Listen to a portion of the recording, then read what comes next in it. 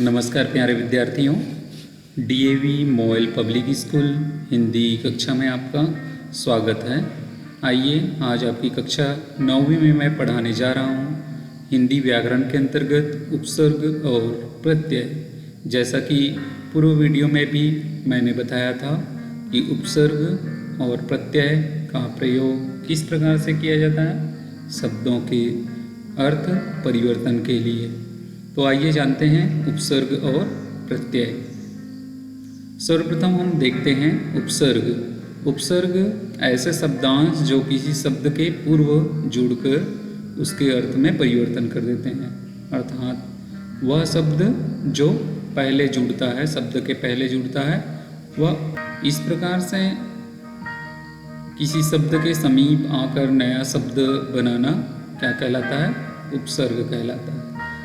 तो ये हो गया उपसर्ग की परिभाषा। आइए कुछ उदाहरण के माध्यम से हम जानते हैं कि किस प्रकार से उपसर्ग को जोड़ा जाता है। तो यहाँ पर जैसा आप उदाहरण में देख रहे हैं, प्र और धन हार, तो ये हो गया प्रहार। अब हार यहाँ पर मूल शब्द है और इसमें प्र पहले शब्द जुड़ गया उपसर्ग के रूप में, तो ये हो गया प्रहार। अब प्रहार का अर्थ होता है पराजय। के प्र शब्दांश को जोड़ने से नया शब्द बना, तो ये हो गया प्रहार। अब देखिए, हार में आ जोड़ने से आहार हो गया, हार में सम जोड़ने से संहार हो गया, हार में वी जोड़ने से विहार हो गया। इस प्रकार यहाँ पर देखिए आप, प्र, आ, सम और वी का अलग से कोई अर्थ नहीं होता, परंतु यह हार शब्द में जुड़ जाने से इन शब्दों के अर्थ में परिवर्तन कर दिए।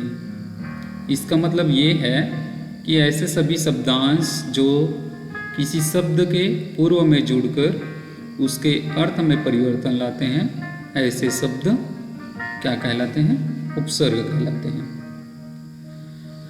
कुछ हिंदी के उपसर्ग देखते हैं यहाँ पर, जैसे अति, अधि, अधि, अनु। फिर अनु से यहाँ पर अप, यहाँ पर हमने शब्द लिया है। जैसे देखिए, अतिशय, अति, अतिरेक, अधि में अधि और अधि धन अक्ष। इस प्रकार से ये जो पहले लगे शब्द है वह शब्दांश क्या कहलाता है? उपसर्ग कहलाता है। जैसे अनुक्रम, क्रम में अनु लगा है, अनुताप, अनुज, अनुकरण, अनुमोदन। इस प्रकार से ये पहले लगे वाले जो शब्दांश है वह उपसर्ग है। यहाँ पर भी देखिए, अप से अपकर्ष, अपमान, अपकार, अपचय। अभि से अभिनंदन, अभिलाप, अभिमोह, अभिनय। इस प्रकार ये शब्द पहले जो शब्दांश लगे हैं, अभि, अभ्युत्थान, अभिधन उत्थान, अभ्युदय, अभिधन उदय। फिर अव से अवगणना, अवतरण, अवकृपा, अवगुण, आ से आकंठ, आजन्म। ये सब जितने भी शब्दांश हैं ये सब क्या कहलाते हैं? उपसर्ग कहलाते हैं। ये शब्दों के पूर्व में जुड़कर उनके अर्थ में परिवर्तन कर। कुछ उर्दू फारसी के उपसर्ग हैं, ऐसे शब्दांश जिसको हम उर्दू शब्द में लगाते हैं। जैसे देखिए, यहाँ पर अल लगा के हमने विदा शब्द में अल लगाया तो अलविदा हो गया। अलबत्ता, खुश से खुशबू, खुश नसीब, खुश किस्मत, खुश दिल, खुशहाल, खुश मिजाज। इस प्रकार से ये उर्दू फारसी के उपसर्ग है। अब देखिए, यहाँ पर गैर, गैर का अर्थ होता है निषेध या मना। तो गैर हाजिर, गैर कानूनी, गैर वाजिब, गैर मुमकिन, गैर सरकारी, गैर मुनासिब।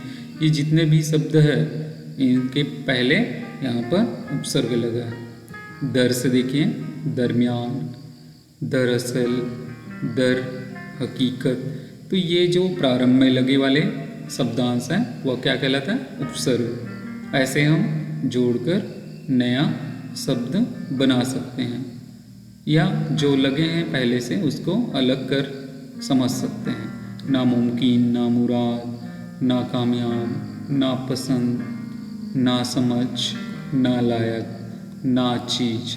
तो इस प्रकार जितने भी मूल शब्द हैं उनके पहले जुड़ने वाले जो शब्दांश है वह क्या कहलाते हैं? उपसर्ग। आइए जानते हैं अब प्रत्यय। प्रत्यय उसी के ही विपरीत ऐसे शब्द जो दूसरे शब्द के अंत में जुड़ते हैं। जैसा कि उपसर्ग के बारे में बताया तो पहले जुड़ता है, परंतु प्रत्यय अंत में जुड़कर शब्द के अर्थ में परिवर्तन लाते हैं। प्रत्यय दो शब्दों से मिलकर बना है, प्रति और अ। प्रति का अर्थ होता है साथ में पर बाद में, और अ का अर्थ होता है चलने वाला। इस प्रकार से साथ में परंतु बाद में जुड़कर चलने वाला जो शब्दांश है वह क्या कहलाता है? प्रत्यय कहलाता है। आइए देखते हैं उदाहरण। समाज एक हमने मूल शब्द लिया, पूर्ण शब्द लिया सामाजिक। अब यहाँ पर समाज, परंतु यहाँ पर एक प्रत्यय प्रयोग होने से जुड़कर ये सामाजिक बना। सुगंधित, इसमें इत लगा हुआ है। भुलक्कड़, अक्कड़। मीठा, आस, आस। लुहार, लोहार। नाटककार, इसमें कार। तो ये जितने भी शब्दांश है जो बाद में जुड़े हैं वह क्या कहलाता है? प्रत्यय। पहले जो मूल शब्द है उसके बाद में जो शब्दांश जुड़ता है वह कहलाता है प्रत्यय। प्रत्यय दो प्रकार के होते हैं, पहला तो कृत प्रत्यय, दूसरा तद्धित प्रत्यय। आइए देखते हैं क्या है कृत प्रत्यय। तो वे प्रत्यय जो क्रिया या धातु के अंत में लगकर एक नए शब्द बनाते हैं, क्रिया और धातु, उन्हें कृत प्रत्यय कहा जाता है। कृत प्रत्यय से मिलकर जो प्रत्यय बनते हैं उनको कृदंत प्रत्यय कहते हैं। ये प्रत्यय क्रिया और धातु को नया रूप भी देते हैं। कृत प्रत्यय के योग से संज्ञा और विशेषण शब्द भी बनाया जाता है। उदाहरण के माध्यम से समझते हैं। जैसे कि हमने धातु को समझा जो संस्कृत के होते हैं, जैसे लेख, पठ, क्री, गय, धाव। इसके साथ हम अक जोड़ दिए, पाल में पालक, लेख में अक लेखक, पाठक, गायक। ऐसे सब जो मूल धातु है उनके साथ जुड़े जो शब्दांश है वह कृत प्रत्यय कहलाते हैं। इसके साथ साथ और यहाँ पर अनेक उदाहरण दिए हैं जो सभी धातु है और इनके साथ या क्रिया है, इनके साथ जुड़कर हम नए प्रत्यय का निर्माण करते हैं। अब आता है तद्धित प्रत्यय। ऐसे प्रत्यय संज्ञा, सर्वनाम, विशेषण के अंत में लगते हैं और नए शब्दों की रचना करते हैं। ये तद्धित प्रत्यय है। जैसे देखिए यहाँ पर वान, ता और ई, यहाँ संज्ञा, सर्वनाम, विशेषण के बाद लगने वाले, जैसे धन, विद्या, बल। अब इसमें वान का प्रयोग कर देने से ये हो गया धनवान, विद्वान, बलवान।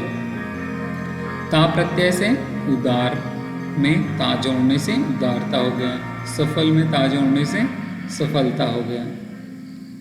ई प्रत्यय जोड़ने से पंडित में आई, और यहाँ पर ई देखिए चालाकी, ज्ञानी, इन सब में हमने ई जोड़ा और इसमें आई। तो इस प्रकार से ये नया शब्द बन गया। तो ये थे प्रत्यय के प्रकार, कृत और तद्धित प्रत्यय। आशा करता हूँ कि आपको यह उपसर्ग, प्रत्यय, परिभाषा और उदाहरण के साथ बहुत अच्छे से समझ आया होगा। आज के लिए बस इतना ही। बहुत बहुत धन्यवाद। अगले वीडियो में अगले विषय के साथ पुनः मिलते हैं।